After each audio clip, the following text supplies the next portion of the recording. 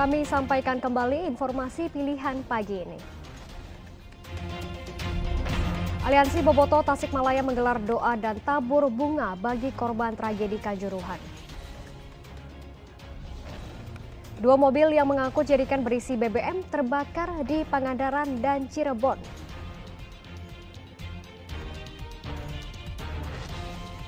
Pencurian sepeda motor di Purwakarta kian marak, pelakunya bahkan masih remaja.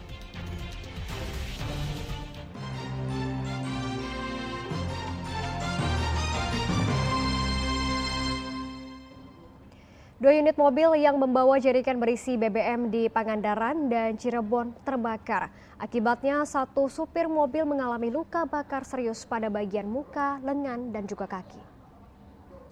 Ada mobil kebakaran, saya takut. Minibus yang membawa 6 unit jerikan berisi bahan bakar minyak jenis Pertamax terbakar di Jalan Raya Cigugur, Kecamatan Cigugur, Kabupaten Pangandaran. Peristiwa ini menyebabkan sang sopir mengalami luka bakar parah di bagian muka, lengan, dan kaki. Korban kemudian dibawa ke RSUD Pandega. Kebakaran terjadi saat mobil yang dikendarai Rizal melintas dari arah Cigugur menuju Cempaka. Percikan api akibat korsleting pada sistem kelistrikan kendaraan diduga menyambar jerikan berisi 180 liter BBM Pertamax. Korbannya saat ini sudah berada tadi pagi sudah dirujuk ke Puskesmas Cigugur dan karena luka bakar akhirnya dirujuk ke Rumah Sakit Pandega Kabupaten Pangandaran. Itu supir dan pengemudi kendaraan itu. Sementara di Jalan Pantura Arjawinangun, Kabupaten Cirebon, kendaraan minibus yang juga membawa bahan bakar minyak terbakar pada Selasa malam. Kebakaran terjadi pada saat mobil minibus berhenti setelah membeli BBM jenis Pertalite. Saat mobil dinyalakan, api tiba-tiba muncul dari bagian tengah dan langsung menyambar ke jerikan yang berisi BBM.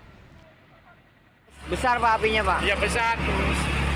Karena makin besar, pelabir datang, dipadami sama pelabir, mau redup, gede lagi gitu. Nyala lagi? Iya. Itu dari Ya, mana sampai asalnya Pak? habis 2 pelabir lagi. 2 mobil? Iya. Asalnya dari mana itu percikan apinya? Ya mungkin dari aki itu. Oh, aki. Iya. Polisi telah melakukan olah TKP dan memeriksa beberapa saksi. Polisi juga tengah memburu sopir mobil yang kabur. Sementara mobil milik siapa atau masih dalam penyelidikan?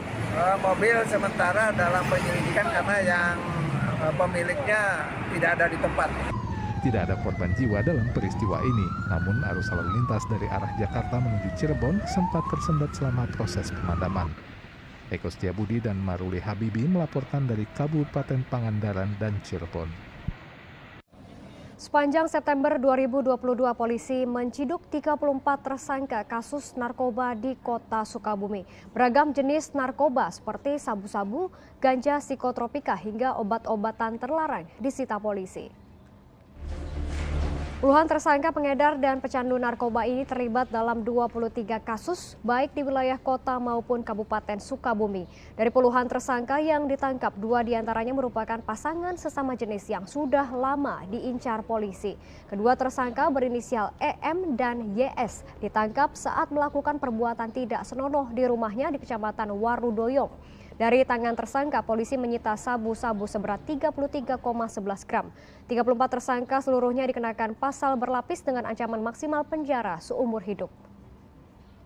Dari 23 TKP yang berhasil kami ungkap, ada 2 TKP yang cukup menonjol. Yang pertama TKP di wilayah Sukaraja, di mana tersangkanya inisialnya IM dan PH dengan barang bukti yang berhasil kami amankan kristal putih jenis sabu sejumlah 42 gram. Kemudian di TKP kedua di Kampung Warudoyong, Kecamatan Warudoyong, dengan tersangka inisialnya EM dan YS, dan barang bukti yang kemudian dapat kami amankan sejumlah 33,11 gram. Dan untuk TKP yang kedua ini dapat saya sampaikan bahwa kedua tersangka ini memiliki hubungan yang spesial antara keduanya. Dan itu kami temukan secara langsung oleh penyidik pada saat kemudian dilakukan kegiatan penangkapan. Kita beralih ke informasi lainnya, pencurian sepeda motor di Purwakarta kian marak. Pelakunya bahkan masih remaja. Rekaman kamera pemantau di rumah seorang warga yang memiliki usaha barang bekas di Kampung Citrasari, Desa Ciwareng, Kecamatan Babakan Cikau, Purwakarta, menunjukkan seorang lelaki yang dibonceng seorang lainnya dengan sepeda motor yang menunggu di pinggir jalan. Ia masuk ke halaman rumah setelah merusak gembok pagar sekitar pukul 2 dini hari. Dengan mudah, lelaki itu membawa kabur sepeda motor yang diparkir dalam halaman rumah dengan mengangkat satu rodanya hingga keluar pagar. Para pencuri ini kabur ke arah Karawang.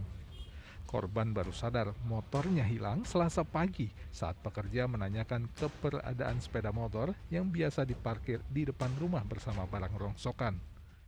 Pagi Pak, saat saya keluar motor nggak ngeh juga saya nangkring di depan, biasa ngelihat di jalan, tiba-tiba anak buah saya dari atas tanya motornya kemana, ya baru ngeh di situ. Motornya sudah nggak ada. Terus saya cek CCTV, ternyata kejadian jam 2 lewat 36 ada orang masuk. Orang masuk. Ya. Itu berapa orang Pak? Kalau dilihat dari CCTV seperti 2 orang. Yang satu nunggu di luar, yang satu masuk. Masih ABG lah. Begitu.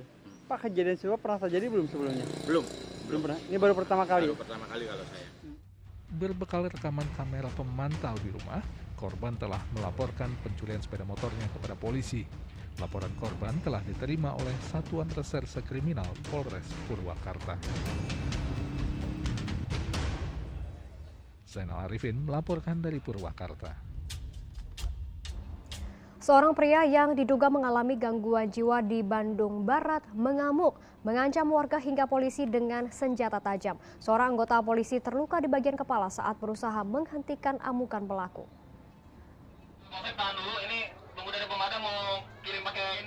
Petugas gabungan pemadam kebakaran dan polisi berupaya meringkus seorang pria berinisial AS, warga Kampung Sudi Mampir Hilir, Desa Kertajaya, Kecamatan Padalarang, Bandung Barat, yang diduga memiliki gangguan jiwa. Pria itu sempat mengamuk hingga mengancam tetangganya dengan senjata tajam. Beragam cara dilakukan untuk memaksa AS yang masih menggenggam parang keluar. Mulai dari tembakan peringatan, semprotan cairan sabun deterjen oleh pemadam kebakaran, hingga akhirnya upaya paksa dilakukan dengan anggota Dalmas Polres Cimahi yang menyergap AS ke dalam rumah. Butuh waktu 6 jam untuk melumpuhkan AS dari berbagai titik. Kita tadi melakukan tembakan peringatan juga, tidak dihimbau, tidak dihiraukan. Akhirnya beberapa kali flashball kita tembakan ke arah dalam rumah, namun tidak juga diindahkan sampai dari pemadam kebakaran menyemprotkan cairan rinso untuk agar yang bersangkutan keluar, juga tidak diindahkan. Namun beberapa upaya akhirnya alhamdulillah dapat kita lumpuhkan berkat kerjasama dari pihak polisian maupun dari rekan-rekan dari pemerintah kabupaten maupun dari kecamatan dan masyarakat, khususnya dan Damkar juga turut membantu tadi. Menurut Camat Padalarang, emosi AS tidak stabil, terlebih sejak ibu kandungnya meninggal dunia. Yang bersangkutan itu